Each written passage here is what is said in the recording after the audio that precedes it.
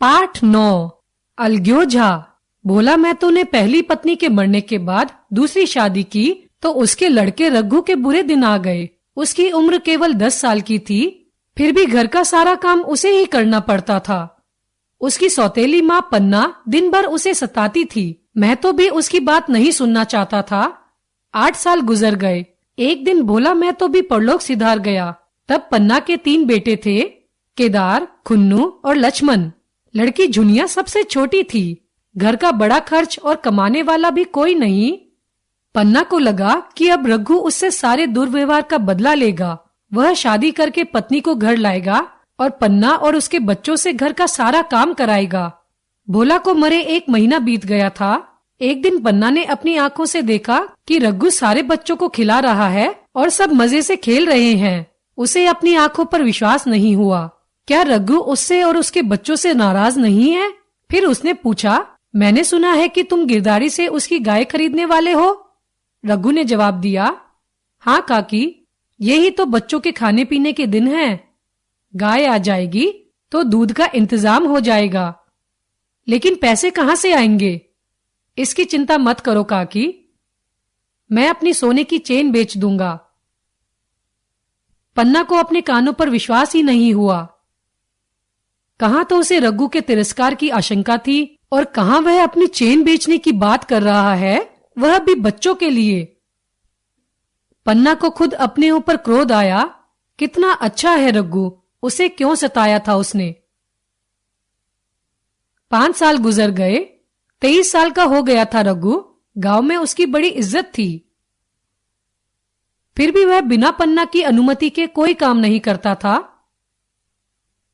पन्ना के कहने पर मुलिया से शादी तो कर ली, लेकिन अपनी पत्नी को घर नहीं लाया था। उसे डर था कि मुलिया के आने के बाद घर में कलह हो सकता है। उसने पन्ना से कहा, बुलाना चाहती हो तो बुला लो, मगर फिर यह न कहना कि बीवी का गुलाम हो गया। पन्ना के जोर देने पर तीसरे दिन मुलिया घर आ गई। मुलिया मायके से ही जली भुनी आई थी। मेरा पति छाती फाड़कर काम करे और पन्ना रानी बनकर बैठी रहे, यह मेरे लिए गवारा नहीं है। एक दिन उसने रघु से कहा, तुम्हें इस तरह गुलामी करनी हो तो करो, मुझसे नहीं होगी। रघु, फिर क्या करूं, तू ही बता। लड़के अभी छोटे हैं, काम करने लायक नहीं हैं। मुलिया, लड़के तुम्हारे थोड़े ही हैं। यही पन्ना थी जो तुम्हें दाने दाने के लिए तरसाती थी। मैं सारी बातें सुन चुकी हूं। इस लड़ाई का असर यह हुआ कि पन्ना की जगह अब रघु सारा पैसा मुलिया के हाथ में देने लगा। मुलिया घर बैठे आराम करने लगी और पन्ना को दिन भर खेत में काम करना पड़ता था। एक दिन शाम को पन्ना खेत से लौटी। अंधेरा हो गया था। दिन भर की भूखी थी। आशा थी कि बहू ने रोटी बनाकर रखी होगी, मगर देखा कि चूल्हा ठंडा पड़ा हुआ था और बच्चे भूख से तड़प रहे थे। मुलिया से आहिस्ते से पूछा, आज अभी चूल्हा नहीं जला? केदार ने कहा, आज दोपहर को भी चूल्हा नहीं जला काकी, भाभी ने कुछ बनाया ही नहीं। पन्ना ने उसी वक्त चूल्हा जलाया और खाना बनाने बैठी। आटा गूंदती और रोती जाती थी। क्या नसीब है, दिन भर खेत में जली, घर आई तो चूल्हे के सामने जलना पड़ा। दशहरे का त्योहार आया। गांव के पास मेला लगा था। पन्ना भी लड़कों के साथ मेले में जाना चाहती थी। रघु ने मुलिया से कहा, लड़के मेले में जा रहे हैं, सबको 2-2 पैसे दे दो। मुलिया ने त्योरियां चढ़ाकर कहा, घर में पैसे नहीं है। रघु, कहां चले गए, मैं भी तो सुनूं। क्या बच्चे मेला देखने नहीं जाएंगे? मुलिया, अपनी काकी से कहो पैसे निकाले, गाड़ कर क्या करेंगी? खाने पहनने को भी चाहिए, किताब कॉपी को भी चाहिए, ऊपर से मेला देखने को भी चाहिए। हमारी कमाई इसलिए नहीं है कि दूसरे खाएं।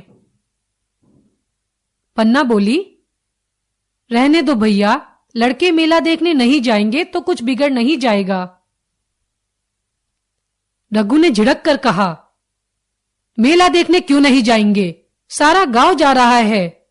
यह कहकर रघु ने पैसे निकालकर दे दिए। फिर चाबी मुलिया को देने लगा तो उसने उसे आंगन में फेंक दिया और मुंह लपेटकर लेट गई। बच्चे मेला देखने नहीं गए। 2 दिन हो गए, मूलिया ने कुछ नहीं खाया, पन्ना भी भूखी रही। आखिर रघु ने परेशान होकर पूछा, कुछ तो मुंह से बोल, चाहती क्या है? मूलिया ने अंगारों सी लाल आंखें निकालकर कहा, बहुत झेल चुकी, अब सहा नहीं जाता। मैं तभी मुंह में पानी डालूंगी जब हमारा घर अलग हो जाएगा। रघु पर मानो बिजली गिरी हो। उसे यह भान नहीं था कि बात यहां तक पहुंच जाएगी। उसने कहा, मैं तेरे पैर पड़ता हूं, अलग होने की बात मत कहो। लेकिन मूलिया टस से मस न हुई। पन्ना दालान में खड़ी दोनों की बातचीत सुन रही थी। अब उससे न रहा गया। सामने आकर रघु से बोली,